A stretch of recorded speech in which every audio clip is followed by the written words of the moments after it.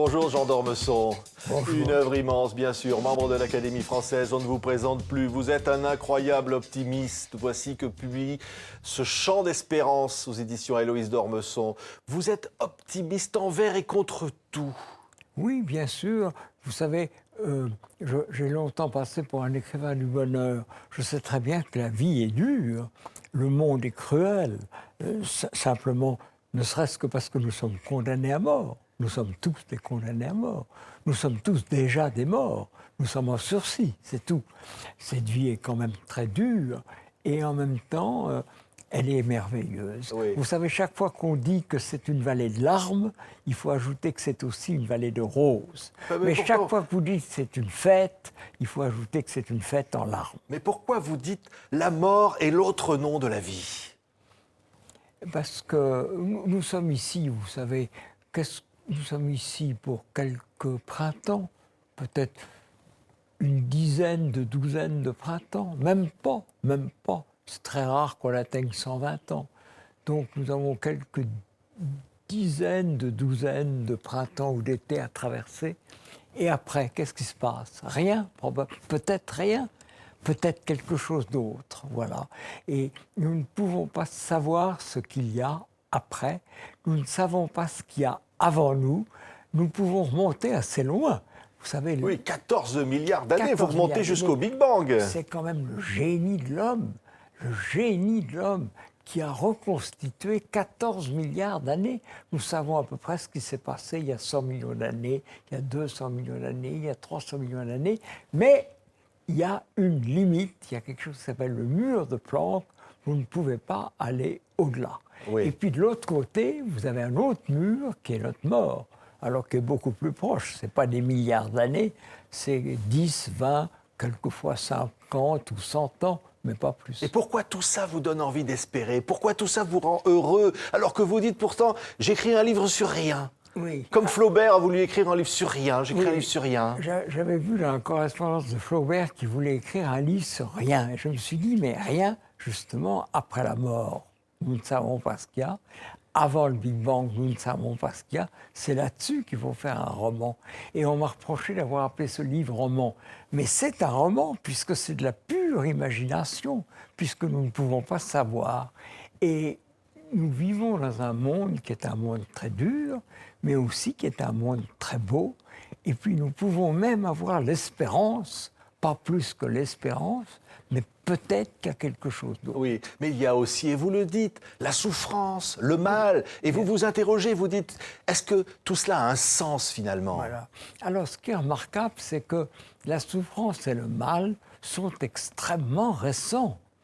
Il n'y a pas de souffrance avant la vie.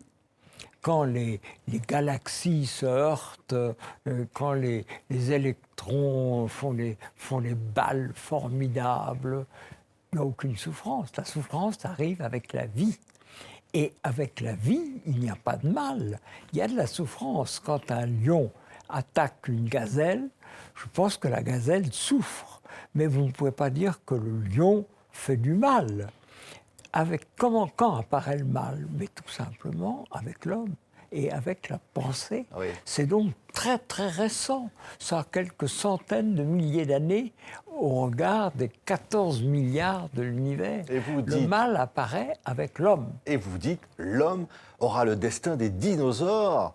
Et vous dites, si je devais parier sur l'avenir, je parierais plutôt sur Dieu, qui est très dévalorisé dans les sondages. Voilà, oui.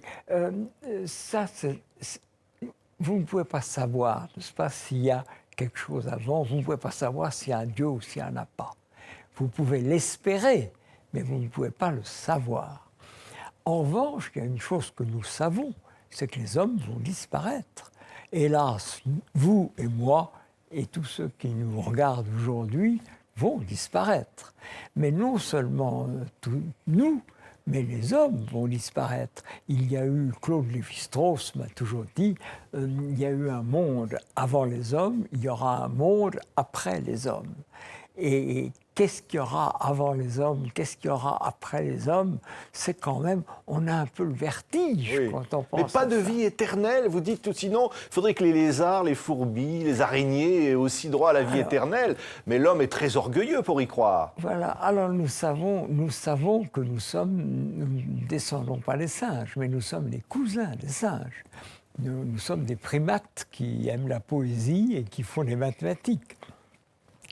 Nos ancêtres, les algues bleues ou vertes, les primates, personne ne pense qu'ils sont éternels. Est-ce que l'homme seul a une chance d'éternité? Alors vous avez deux écoles, vous avez ceux qui disent mais non, l'homme c'est comme les animaux, ils vont disparaître et le monde n'a pas de sens. Et il y a une autre école qui dit il y a quand même une différence entre les hommes et ce qui n'est pas humain, et les hommes peuvent avoir une espérance d'éternité. Et vous dites Dieu est joueur, vous dites aussi qu'il y a de l'humour, du comique, un comique cruel, mais quand même comique dans la vie. Écoutez, je suis très frappé, on parle toujours du tragique de la vie, et bien sûr elle est tragique, mais elle est aussi extraordinairement comique. Toute société est comique, toute politique est comique. Je dirais même qu'il y a beaucoup d'aspects qui nous paraissent quelquefois très, très, très graves, et comme les passions, c'est très comique. L'argent, c'est dramatique. On tue et on vole pour avoir de l'argent, mais en même temps, c'est une comédie extraordinaire. Je dirais même que l'amour et le sexe, c'est une comédie extraordinaire, en même temps qu'une grande passion. Oui. Alors, vous avez trouvé Dieu. Vous le citez dans ce livre, vous citez Dieu, vous dites il est dans les Confessions de Saint-Augustin, il est dans les chants grégoriens, il est dans quelques poèmes d'Aragon, il est en Corse, hein, vous dites en Corse, il y a un endroit qui s'appelle les Calanques de Porto, vous avez trouvé Dieu là-bas. Dieu est partout finalement, dans les œuvres humaines les plus belles. Dieu est partout, il est surtout dans notre regard. Il y a des choses qui sont quand même extraordinaires, des choses très simples. La beauté, par exemple.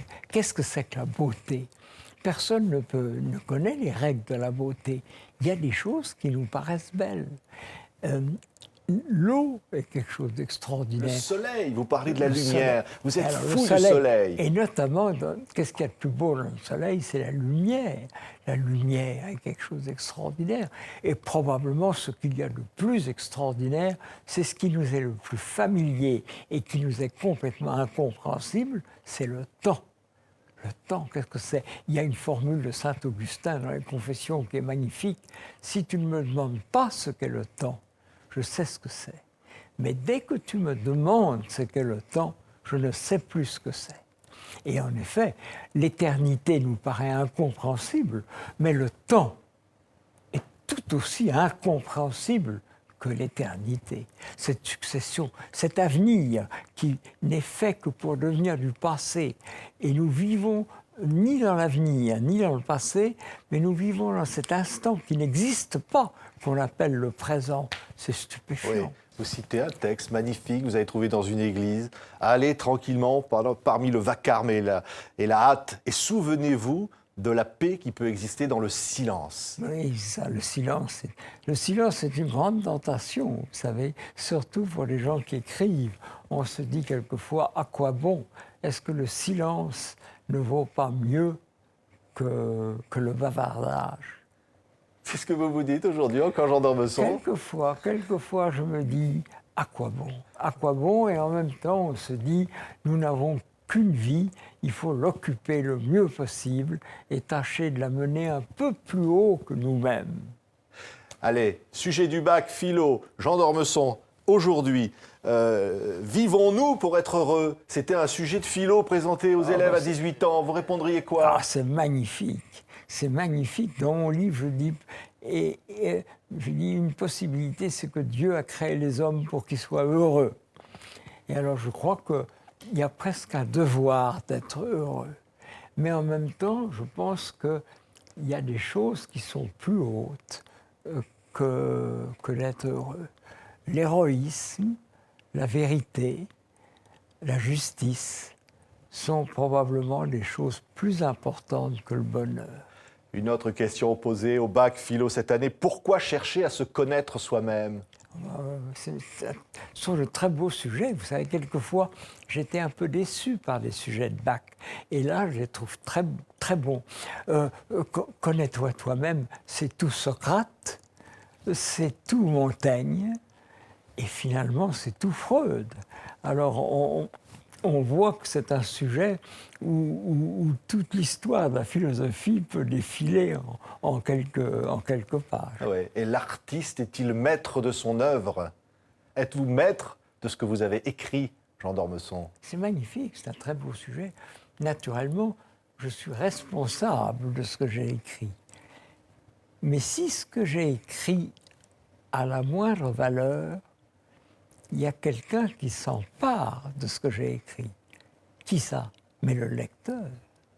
Le lecteur est finalement presque autant propriétaire de mon livre que moi-même. Et le sort de mon livre est entre les mains de qui? Pas des académies, pas des critiques, pas des médias. C'est entre les mains du public, mais pas le public d'aujourd'hui. Parce que le public d'aujourd'hui, il est dominé par la mode, il est dominé par vous, par les médias, et il faut attendre le public de demain. Il y a une formule d'Homère qui est très belle, l'avenir est sur le genou des dieux, l'avenir des écrivains est sur les genoux des lecteurs de demain. Allez, une dernière question du bac, Jean d'Ormesson. Suffit-il d'avoir le choix pour être libre? Ah, c'est magnifique aussi. D'abord, l'homme est-il libre? Est-il libre? Vous savez que toute la doctrine de Sartre est fondée sur la liberté de l'homme. Et en même temps, on peut dire que l'homme n'est pas très libre puisqu'il appartient à une époque. Vous ne pouvez pas changer d'époque. Vous pouvez un peu changer d'espace, pas beaucoup. Jadis, vous ne pouviez pas sortir de votre village. Maintenant, vous avez le monde entier à votre disposition.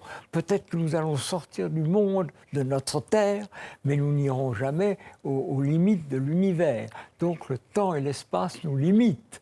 Et à l'intérieur de ça, nous pouvons avoir des choix, mais ces choix sont toujours très limités. Merci beaucoup, Jean d'Ormesson. Votre livre s'appelle Comme un chant d'espérance. C'est votre chant d'espérance et qu'on aime tant entendre et publié chez Héloïse d'Ormesson.